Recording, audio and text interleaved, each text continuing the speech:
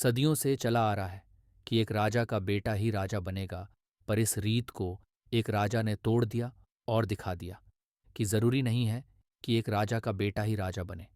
वैसे तो आप सभी को अकबर के पूर्वज से लेकर बच्चों तक का पता है, पर क्या आपको हिंदू संस्कृति के कुरु वंश के पांडवों और कौरवों, जिनके बीच महाभारत हुई थी, वो महाभारत जिसमें श्री कृष्ण भगवान ने गीता का ज्ञान दिया था, क्या आपको कुरुवंश के पूर्वजों के बारे में पता है? अगर आप भी जानना चाहते हैं तो वीडियो को अंत तक देखें।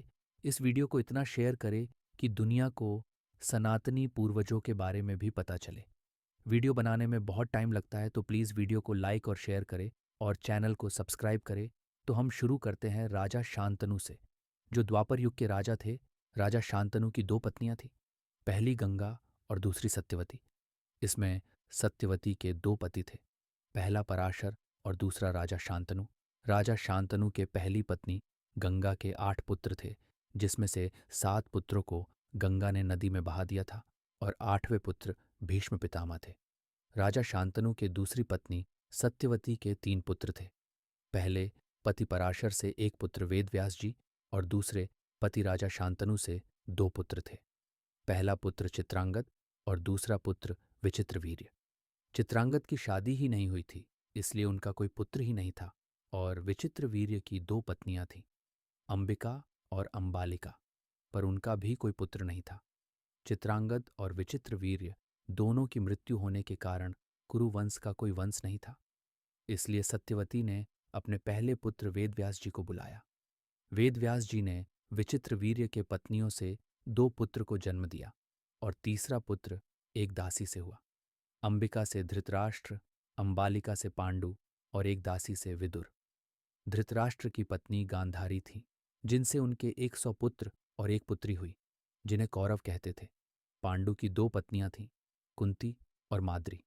कुंती से 3 पुत्र हुए, युधिष्ठिर, भीम और अर्जुन। माद्री से 2 पुत्र हुए, नकुल और सहदेव। ये पांचों पांडव कहलाए। वैसे तो कुंती के 4 पुत्र थे, जिसमें सबसे बड्ढा कर्ण था, पर कर्ण को जन्म देने के बाद ही कुंती ने कर्ण को गंगा में बहा दिया और कर्ण के 6 पुत्र थे। कौरव के जितने भी पुत्र थे, वे सब महाभारत के युद्ध में मारे गए। पांचों पांडवों की पत्नी। युधिष्ठिर की पत्नी द्रौपदी। भीम की 2 पत्नियां थीं, द्रौपदी और हिडिंबा। अर्जुन की 4 पत्नियां थीं, द्रौपदी, सुभद्रा, उलूपी और चित्रांगदा। नकुल की भी 2 पत्नियां थीं, द्रौपदी और करेणुमति। सहदेव की भी 2 पत्नियां थीं, द्रौपदी और विजया। उसी महाभारत के युद्ध में कर्ण और कर्ण के 5 पुत्र विश्वसेन, सुषेण, प्रसेन, चित्रसेन और सत्यसेन भी मारे गए। महाभारत के युद्ध में ही द्रौपदी के 5 पुत्र प्रतिविंध्य, युधिष्ठिर और द्रौपदी के पुत्र थे। सुतसोम, भीम और द्रौपदी के पुत्र थे। श्रुतकीर्ति, अर्जुन और द्रौपदी के पुत्र थे। शतनिक, नकुल और द्रौपदी के पुत्र थे। श्रुतसेन, सहदेव और द्रौपदी के पुत्र थे। ये पांचों पुत्र अश्वत्थामा द्वारा मारे गए थे जब वे सो रहे थे। भीम की पत्नी हिडिंबा का एक पुत्र खतुरकच और अर्जुन की पत्नी सुभद्रा का एक पुत्र अभिमन्यु, ये दोनों भी महाभारत के युद्ध में मारे गए। खतुरकच को मारा कर्ण ने शक्ति अस्त्र से, जो कर्ण ने अर्जुन को मारने के लिए रखा था, और शक्ति अस्त्र कर्ण को भगवान इंद्र ने दिया था, कर्ण के दान करने की अच्छाई को देखकर। और अभिमन्यु को भी कर्ण ने ही मारा, क्योंकि कौरव जो अभिमन्यु के साथ कर रहे थे उससे बचाने के लिए। खतुरकच का एक पुत्र था बर्बरीक, जो महाभारत युद्ध का सबसे बड़ा योद्धा बन सकता था, पर कुछ वचनों के कारण भगवान श्री कृष्ण ने बर्बरीक को मारकर उन्हें मुक्ति दी।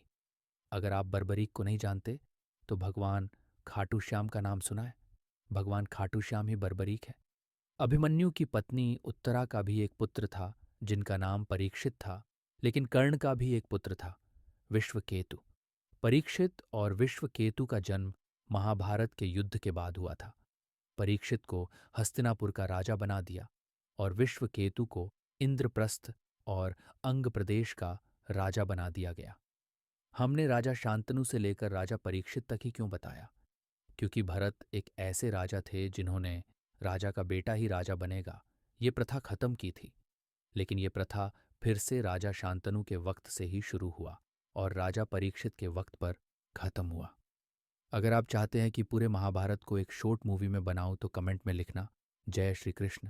ऐसे ही अमेजिंग फैक्ट्स के लिए हमें फॉलो करें।